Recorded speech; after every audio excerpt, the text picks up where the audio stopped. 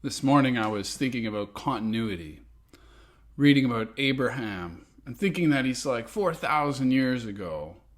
That's when it's taking place. Thinking that I'm ballpark 4,000 years later, and I'm still part of the same story. Still part of the people of God, that God is acting in and through, that God has acted on behalf of, that God is called to be salt and light to the world. That it's such a long period of time.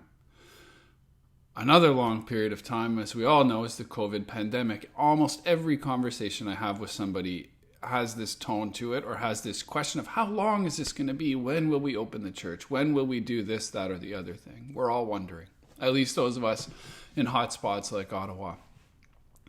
And we keep hearing this term of unprecedented times. And sure, in our lives, this is new stuff. This is new to me. It's new to you. It's new to my grandmother, who's in her 90s. And yet it's not unprecedented for the people of God. It's not unprecedented for the church. We've been around a long time. We've seen much more virulent, much more painful, much more scary pestilence. We've seen worse wars, worse famine, worse everything. And yet we've come through it as the people of God because God is with us, and God is not done working in the world, and He's not done working in you or me or through you and me. And so today, that's what I'm wondering. I'm wondering about my spot, my little dot in the long stream of things. Maybe you want to reflect on that in your life, or where you fit in the church or the history of the world. I don't know. It gives me hope somehow. It sounds silly, but it gives me hope to think that we've been here before and we will get through this.